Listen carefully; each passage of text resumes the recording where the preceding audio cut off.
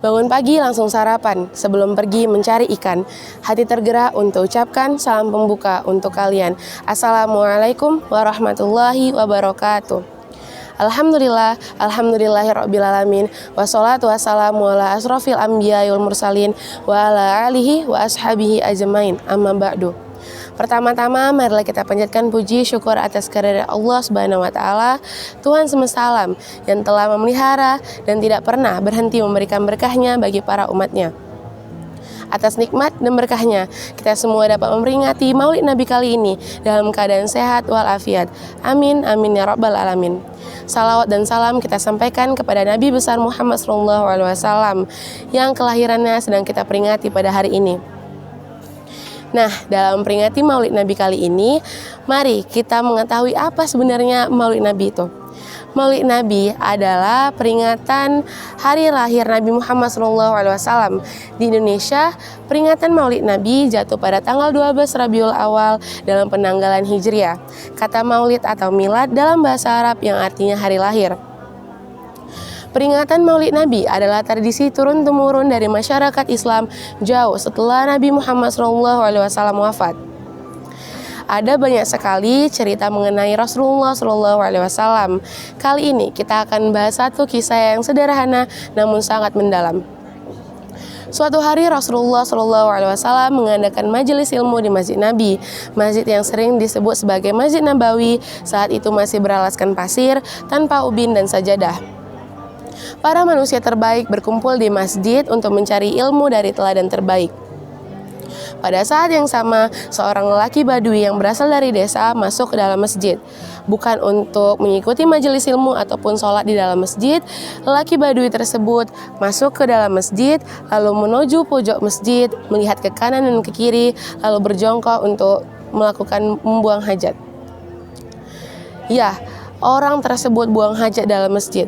Apa reaksi kalian jika melihat hal itu terjadi di depan mata kalian? Marah, tentu saja itu adalah hal yang wajar. Bahkan para sahabat Nabi yang mulia saja marah dan ingin mendatangi orang Badui tersebut dan siap untuk melakukan ketegasan. Mengetahui atmosfer yang dipenuhi dengan hawa amarah, Rasulullah SAW memanggil para sahabat dan menenangkan mereka. Rasulullah mengatakan untuk tidak mengganggu lelaki Badui tersebut membuang hajat.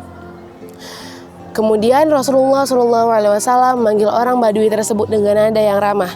Orang Badui yang merasa di sekitarnya sudah dipenuhi dengan hawa amarah menuju Rasulullah SAW, karena menurutnya hanya Rasulullah SAW yang tidak menampakkan wajah amarah. Kemudian Rasulullah SAW menasihati orang Badui tersebut, mengatakan bahwa untuk tidak melakukan hal yang sama untuk kedua kalinya, karena masjid dibangun bukan untuk membuang hajat, melainkan masjid dibangun untuk sholat, kemudian menuntut ilmu membaca Al-Quran di dalam masjid. Orang Badui tersebut paham, lalu pergi meninggalkan masjid.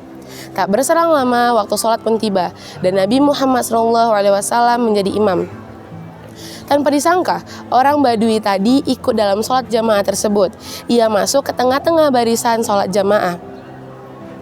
Pada saat masuk ke gerakan iktidal, orang Badui tadi lagi-lagi membuat geger, karena ia membaca doa iktidal versinya sendiri dan dibacakannya keras-keras.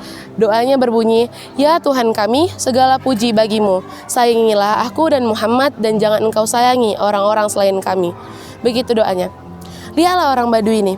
Jika kita lihat dari rukun sholat, memang salah, benar-benar salah. Tapi jika kita pandang dari sudut pandang lain, orang Badui tadi telah masukkan Nabi Muhammad SAW ke dalam hatinya. Bahkan ia telah menjadikan Rasulullah SAW sebagai prioritas terdepannya di samping dirinya sendiri.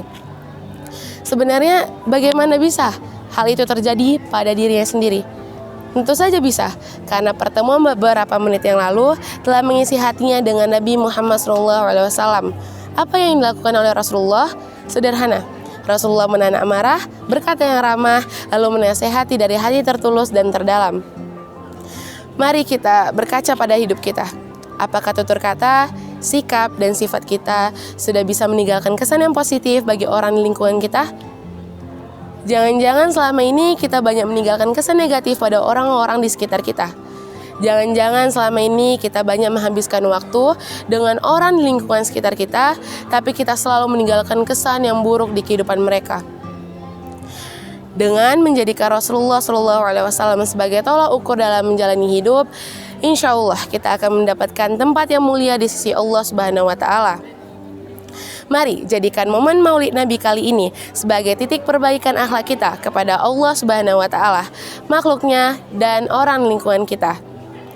Mungkin itu saja yang dapat saya sampaikan. Bunga mawar, bunga melati. Pidato selesai, jangan jatuh hati. Wassalamualaikum warahmatullahi wabarakatuh.